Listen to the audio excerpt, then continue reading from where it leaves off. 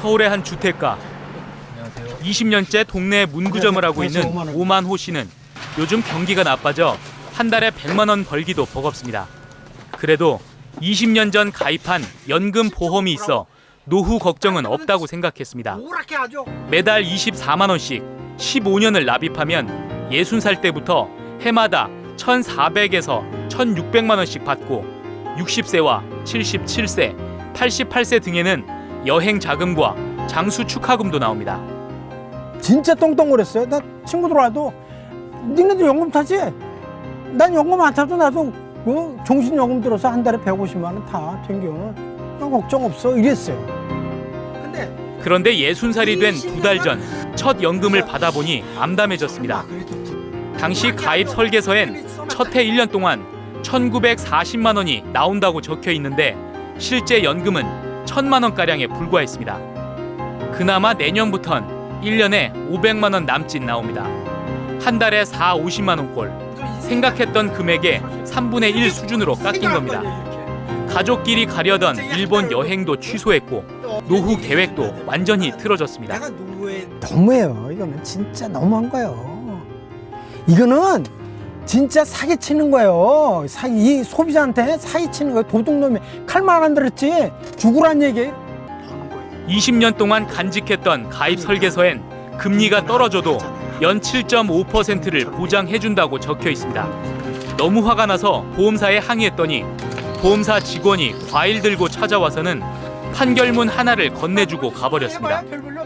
왜 다른 사람 해서 졌는데 해봐라인 얘기죠. 쉽게 해서. 그러니까 소송해봐야 해봐 소용없다는 얘기죠. 그런 얘기예요. 노후를 준비해라. 인생의 황금기를 풍요롭게 설계하라며 보험사들은 연금 가입을 권합니다. 그런데 이 연금 상품에 가입했다 손해를 봤다는 사람들이 많습니다.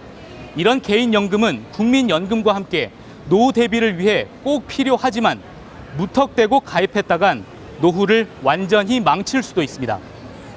안녕하세요. 지난달부터 연금을 받기 시작한 58살 오점자 씨도 19년 전 가입 당시 안내받았던 것보다 실제 수령액이 크게 줄었습니다. 연 800만 원 예상액이 올해는 600여만 원, 그나마 내년부터는 3,400여만 원에 불과합니다. 80살까지 2억 4천만 원 나온다던 연금 총액은 실제론 1억 원 넘게 줄어듭니다. 265만 원 나온다고 하면은 그거 얼마나 되겠어요? 한 달에 10몇만 원밖에 안 나오는데. 근데 여기 준다는 대로나 줘야 될 거 아니에요. 현재 연금을 받는 사람들은 대부분 1990년대 가입했고 연 7.5% 확정금리를 보장받는 조건이었습니다. 김혁분 씨도 이 말을 믿고 연금 보험 상품 5개에 가입했습니다. 그런데 나중에 연금을 받고 보니 애초 설명과 너무 달랐습니다. 88살에 5,200만 원 나온다던 연금은 실제론 4천만 원이 깎일 예정입니다. 우리는 진짜 제가 이거 들면서 그때는 저게 동화줄이다. 우리 노후에 살아갈 수 있는. 그런데 썩은 새끼줄만 또 못하게 됐다는 얘기죠. 그렇다면 보험사들은 왜 연 7.5% 최저 보장 이율을 지키지 않는 걸까? 설계서를 보면 연금은 기본연금과 배당연금으로 나뉩니다. 기본연금은 지급액이 확정된 연금이고 배당연금은 보험사가 수익에 따라 배당하는 연금을 말합니다. 그런데 최저 보장 이율 7.5%가 적용되는 건 기본연금뿐입니다. 이 때문에 900만 원 준다던 배당연금이 실제 41만 원만 지급된 겁니다. 보험사에서 지금 그 연금에 얹어가지고 확정배당연금 또는 증액연금, 가산연금이라고 가입 설계서에 이렇게 그림을 그려가지고 판매를 했는데 이것이 정확히 들어맞은 적이 한 번도 없고 거의 다 제로로 물거품이 돼버렸습니다. 이거예요, 이거. 이게 뭐예요? 보험사에 따지면 직원이 찾아와 미안하다며 사은품만 주고 갈 뿐이었습니다. 이거 안 버리고. 보험사들은 작은 글씨이긴 하지만 가입 설계서에 배당연금은 변동될 수 있다고 써놨기 때문에 법적으로 문제가 없고 보험사도 저금리로 손해가 커져 배당연금을 지급할 수 없다는 입장입니다. 기대보다 낮아진 수익률은 회사도 마찬가지로 기대했던 당초의 금리보다 낮아졌기 때문에 많은 적자를 떠안고 같이 가고 있는 상황입니다. 배당할 여지가 없다는 거죠? 예, 현재는 배당할 감독기관인 금융감독원도 법적으로 방법이 없다는 입장입니다. 가입 설계서상에 이제 조그만 글씨로 보이지 않는 그런 걸로 할 경우에는 법원 등에서 그걸 그 소비자 편보다는 보험회사 편을 들어주고 있는 게 지금 사실입니다. 고객님이 현재 당사의 목돈으로 돌아올 줄 알았다가 어이없는 푼돈을 받는 경우도 있습니다. 1961년 은행에 다니던 김모 씨는 당시 16살이던 딸의 이름으로 연금에 가입했습니다.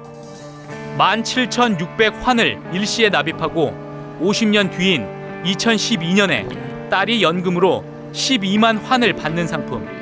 할아버지가 은행을 다니셨어요. 일본 가서 유학도 하셨고 그래서 어떻게 보면 아무도 않는 시기에 넣으신 거죠. 이거를 믿고. 그런데 50년이 흘러 2012년이 됐는데도 보험사는 연금을 지급하지 않았습니다. 따졌더니 처음엔 50년 전 계약 문서를 찾을 수 없다고 했다가 몇 달 뒤 터무니없는 연금액을 제시했습니다. 화폐개혁 이전인 1961년 보험 증서에 약정된 연금 12만 환을 단위만 고쳐서 12,000원씩 분기마다 주겠다고 했습니다. 한 달로 치면 4,000원 꼴. 가입자 가족들은 어이가 없다며 4년째 연금 수령을 거부하고 있습니다. 지금 과자 한 봉지를 사도 11,000원은 될 텐데 용돈도 안 되는 거였어요. 솔직히 말하면 연금이라는 의미는 아예 찾을 수가 없고 이렇게 이용당하는 건가 이런 생각도 들고. 당시 약정한 연금 12만 환은 현재 가치로 환산하면 얼마나 될까? 한국은행 홈페이지에서 금 시세를 기준으로 환산했더니 현재 가치로 250만 원이라고 나옵니다. 가입자는 이 정도 금액을 받을 것으로 기대했지만 보험사 측은 국민연금과 달리 민간 보험은 물가 상승률이나 화폐 가치가 전혀 반영되지 않기 때문에 어쩔 수 없다고 합니다. 예컨대 50년 후에 매달 100만 원씩 준다고 약정했는데 50년이 지나고 보니 100만 원이 식사 한 끼에 해당하는 금액밖에 되지 않는 상황이 발생한다면 이는 어쩔 수 없는 일입니다. 금리에 따라 변동되는 연금들도 불만이 많기는 마찬가지입니다. 박모 씨는 2012년과 2014년에 즉시연금 상품에 각각 가입했습니다. 5천만 원씩 일시에 납입했고 이자 생활비처럼 매달 연금이 지급되는 상품입니다. 똑같은 보험사에 똑같은 상품이지만 작년 11월부터 유독 한 개 상품 연금만 12만 7천 원에서 9만 5천 원으로 매달 3만 원 넘게 깎였습니다. 공시율이라는 거는 법으로 정해진 거거든요. 이거를 해놓고 자기들 마음대로 많이 주고 싶으면 많이 주고 적게 주고 싶으면 적게 주는 이렇게 이런 믿지 못할 회사하고 어떻게 거래를 하겠습니까? 해당 보험사는 취재진에게 2013년에 공시이율 적용 기준이 바뀌었기 때문에 두 개 상품에 차이가 생겼다고 해명했습니다. 13년 3월 이전에 팔았던 상품들은 공시이율이 떨어짐에 따라 가지고 같이 많은 폭으로 떨어뜨릴 수 있는 그 기준이 적용될 수 있었고요. 소비자 입장에서는 먼저 가입한 게 불리한 거네요. 그렇게 보시면 안 되고요. 뒤에 가입한 상품의 고객분들이 오히려 좀 유리하게 적용되는. 요즘 가장 불만이 쏟아지는 상품은 변액연금입니다. 서울 동대문에서 옷장사를 하는 김모 씨 부부는 버는 돈 대부분을 여러 개의 변액연금과 연금 보험 상품에 쏟아부었습니다. 처음엔 5개로 시작해 21개까지 늘었고 매달 보험료가 많게는 1,000만 원, 평균적으로 600만 원씩 들어갔습니다. 5년 동안 모두 3억 6천만 원을 납입하면 5년 뒤 5억 원을 받을 수 있다고 꼬드긴 설계사를 철석같이 믿은 겁니다. 전액 나온 지가 꽤 됐어요, 상품이. 근데 거의 확정적으로 5년 이상에서 수익이 안 났던 적이 한 번도 없었고요. 하지만 설계사의 장담과 달리 돈을 넣으면 넣을수록 손실액이 커졌고 납입 총액이 2억 5천만 원에 이르렀을 때 손실액은 8천만 원이 넘었습니다.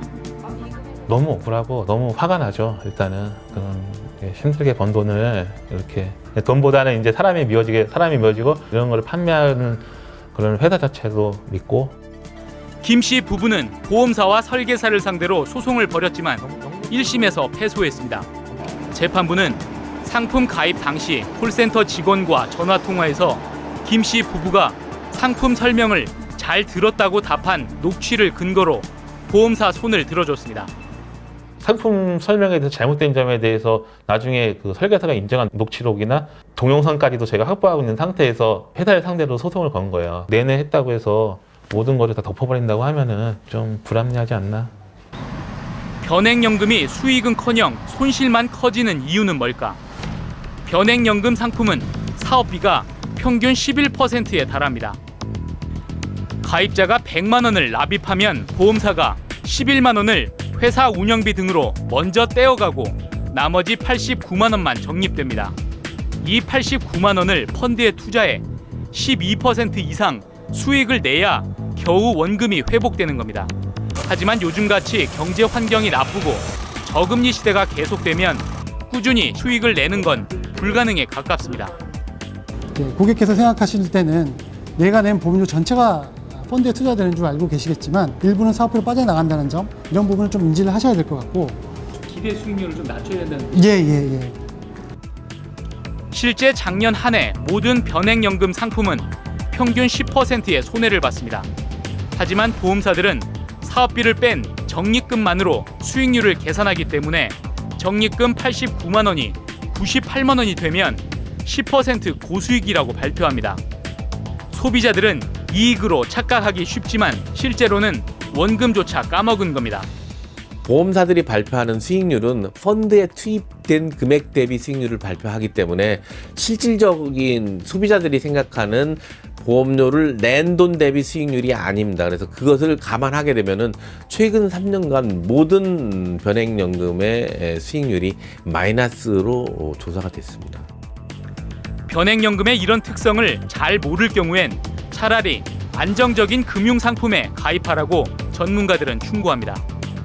본인이 금융 지식에 자신이 없고 또 앞으로 적립할 기간이 짧다 이렇게 생각하시면 이제 변액연금이나 실적배당형 연금보다는 차라리 은행이나 또는 뭐 자산운용회사에서는 국공채형이라든지 이렇게 이처럼 금융 지식이 부족한 소비자들만 손해의 책임을 지게 되는 상황이 개선되지 않고 있지만 보험사들은 여전히 판매에만 열을 올리고 있고 금융당국 역시 소비자들이 알아서 조심해야 한다는 식의 대책만 반복적으로 내놓고 있을 뿐입니다.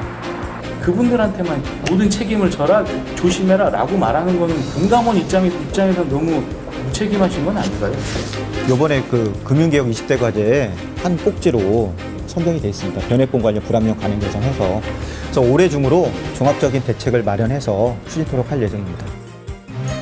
2014년 우리 국민이 납입한 연금 보험료는 36조 원에 이를 정도로 우리나라에서 연금 보험은 대표적인 노후 대비 수단입니다. 하지만 이를 고수익 재테크 상품으로 포장해 소비자를 현혹하고 이마저도 푼돈으로